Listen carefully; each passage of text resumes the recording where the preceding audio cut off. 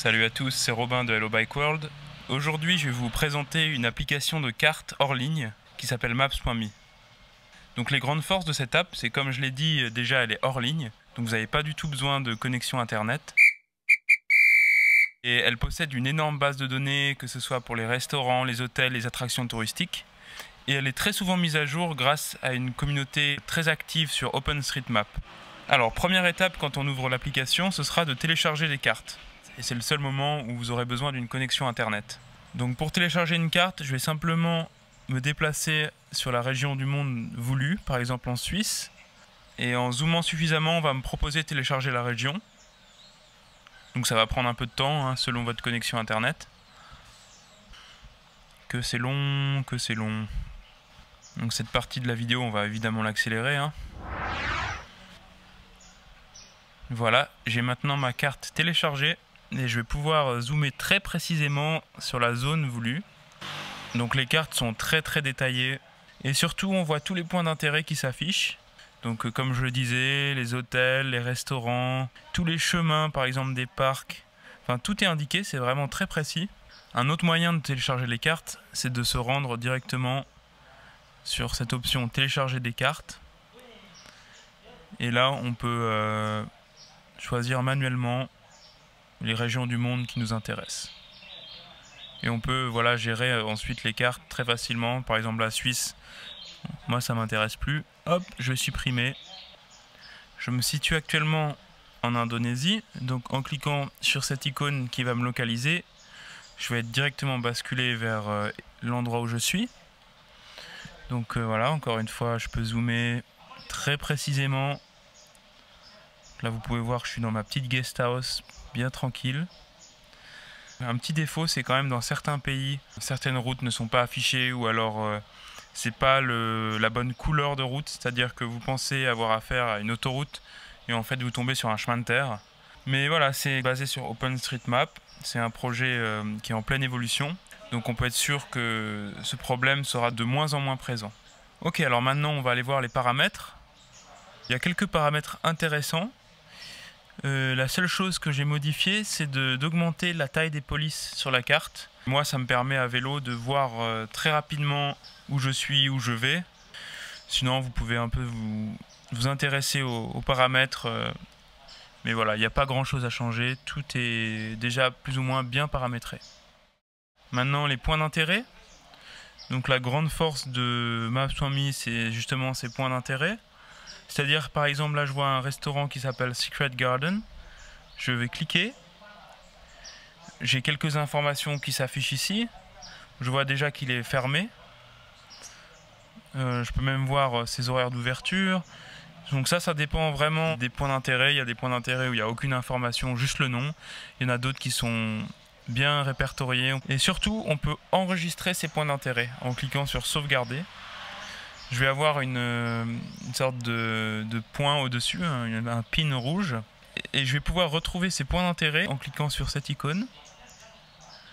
Donc dans mes signés, je vais pouvoir créer différentes listes. Par exemple, ça peut être une liste par pays, ça peut être une liste par point d'intérêt, par exemple pour les hôtels ou les restaurants. Donc là, c'est libre à chacun. Maintenant, on va prendre des cas concrets. Typiquement, vous arrivez quelque part à vélo, vous avez faim. Voilà, c'est une situation qui arrive vraiment régulièrement. Alors, on va cliquer sur le bouton recherche. Et dans les catégories, on peut choisir nourriture. Et là, par magie, s'affiche une liste de tous les restaurants aux alentours. Vous allez pouvoir les afficher sur la carte. Donc, on peut voir tous les points bleus qui s'affichent sur la carte. Ce sont des restaurants. De la même manière, on peut voir les hôtels ou tous les autres points d'intérêt qui sont listés. Donc je vais y retourner. Donc voilà les principaux points d'intérêt. Mais il faut savoir qu'il y en a beaucoup plus. Il y a vraiment une multitude de points d'intérêt. Même les lieux touristiques sont notés. Les plages, tout ce que vous voulez. On va parler maintenant des itinéraires. C'est encore une grande force de Maps.me, c'est de pouvoir calculer des itinéraires. Par exemple, demain, je vais me rendre en haut de cette montagne, au niveau des lacs. C'est un cratère de volcan. Donc je vais simplement cliquer sur l'endroit où je veux arriver. Il va y avoir un point bleu qui va apparaître autour. Et je vais cliquer sur itinéraire vert. Donc ça prend ma position comme point de départ et le point d'arrivée que je viens de créer. En haut de l'écran, je vais avoir différents types d'itinéraires. Donc le premier, le plus rapide, c'est en voiture, qui prend les plus grosses routes. Mais je peux aussi essayer de choisir à vélo. Ça va être un chemin, on va dire, d'alternative, qui va être sûrement plus long, mais qui va prendre les petites routes. Donc là, encore une fois, j'ai mes réserves. En Europe, ça fonctionne bien parce qu'on a souvent des bonnes routes secondaires, mais dans des pays comme ici l'Indonésie, surtout quand on se situe sur un volcan, là, je peux être sûr de prendre des chemins impraticables, enfin des chemins de terre ou alors même des routes presque verticales. C'est un bon exemple l'Indonésie parce que le mode vélo, je l'utilise très peu. Évidemment, même, on peut aller plus loin, c'est-à-dire que si vous êtes vraiment... si vous voulez faire comme en voiture en mode GPS, vous avez qu'à appuyer sur démarrer et là ce sera vraiment le mode turn by turn, donc qui va vous indiquer précisément les étapes pour arriver à votre destination. Quand on crée un itinéraire, donc ici à vélo par exemple, la route empruntée n'est pas du tout celle que l'on souhaite. On voit bien que c'est pas vraiment le chemin le plus court et comme je disais ici c'est des petits chemins donc, qui passent par des routes sûrement de terre ou très pentues. Alors qu'on pourrait prendre cette route orange. Ce que je vais faire, c'est rajouter un point. Donc je clique sur la carte. Et ensuite, je peux faire l'option point intermédiaire. Alors là, ce qu'on voit, c'est que c'est un très mauvais exemple. Car même en choisissant un point intermédiaire, il essaye de revenir sur la première route du tracé. Alors que le plus logique, ça aurait été de prendre cette route orange. Ce qu'on peut faire pour corriger ce problème, c'est rajouter un deuxième point. Donc là, je vais rajouter un deuxième point sur la route orange, par exemple au niveau des cascades, et je vais forcer en rajoutant un arrêt. Là, c'est parfait, on voit que le chemin utilisé, c'est la route principale.